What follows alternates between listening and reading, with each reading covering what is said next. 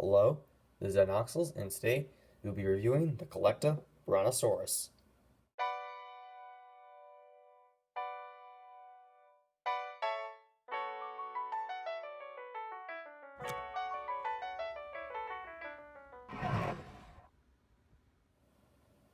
One of the first things I want to talk about this figure is that it exists, because we now know that Brontosaurus was actually a real, and not just an Apatosaurus. CollectA is really good at jumping new discoveries.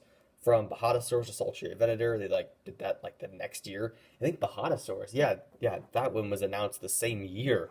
So they're really good at jumping new discoveries. I heard they also might do a finned Spinosaurus for next year. However, knowing what that one looks like, it really doesn't look too good. And, well, it is really likely that Spinosaurus did have a fin for a tail. It was just an extended spine. But that's a discussion for another day. So let's get into this figure. Starting off with the head, we get to the best and worst part of this figure. Because I love the red on the head. It's such a nice touch to this kind of brown, dull color scheme. And the red really makes it pop out.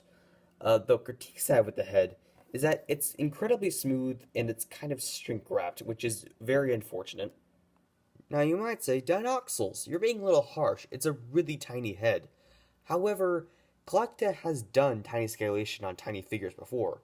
Their Ionosaurus and Fugisaurus are perfect examples of this. But here, it's kind of smooth. Also, the teeth are kind of muddled together, but like I said, it's a small figure. So on that note, I can let it pass. On the neck of this Brontosaurus, you can see some spikes running down it, which is really nice, a really nice touch.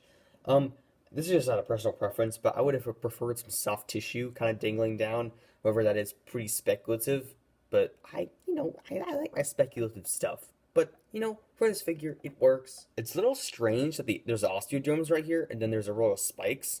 But the spikes are painted, but the osteoderms aren't. It's kind of strange. The scalation is quite good on the neck, however, it is a bit uniform. Moving down the neck and into the legs, you can see some great sculptural detail going on.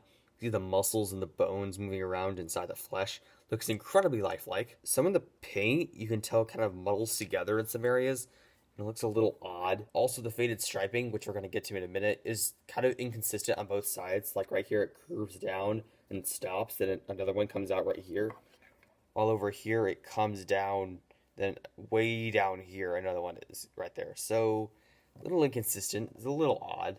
Now, for the stripes themselves, I love them. They're faded. They don't look all poppy and like, whoa, I'm a bunch of stripes. Look at me. Whoa. They're very faded. They look really nice. The sculptural detail on the chest of this Brontosaurus is really good. Nothing outstanding. It's just kind of uniform. Not that good. The underside is done in this nice cream color. The back legs are nicely sculpted. I believe there's the correct number of toes. I'm not an expert on sauropod toes, but I believe those are accurate. As for the way the legs are posed, it's a walking pose. It looks fluid. A lot of CollectA's figures are in this pose. A lot of their herbivores are, like their Luxoragasaurus, so it's no surprise that this one has the same pose. There is 3 rows of spikes on the back for some reason, and they all converge in the end over here with a flick in the tail. It's a somewhat odd choice, but I'm okay with it. The stripes are more defined in the tail, and I like that, sort of, so this could be a display structure of some kind. The detail is still pretty uniform, nothing special going on, but it works for the figure.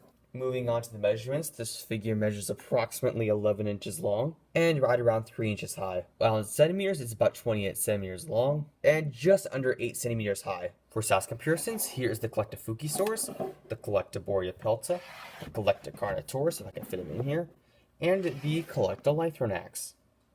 Yeah, this figure doesn't scale that well, but you know what? It's a really nice looking figure. The last real critique I will give this figure is that it's kind of small. It really is tiny. We need more sauropod figures that are big, like the Carnicle collection from Safari. They made really big sauropods. I know there's a handful of Chinosaur sauropods that actually have good paint jobs and are ginormous, but those are from AliExpress and China, and who knows where those have been.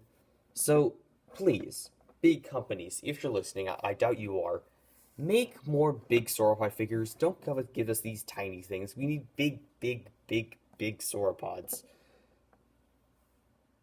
I'm getting Land for Time flashbacks. But if you want a Brontosaurus figure, even if it's not that big, I highly recommend this figure. Don't get those China sauropods or whatever. Get these better ones because, it's a good figure. It's got its quirks like these unpainted osteoderms and its rather smooth face, but you know what? It's a great looking figure, and I definitely recommend it. This is Dinoxels, signing out.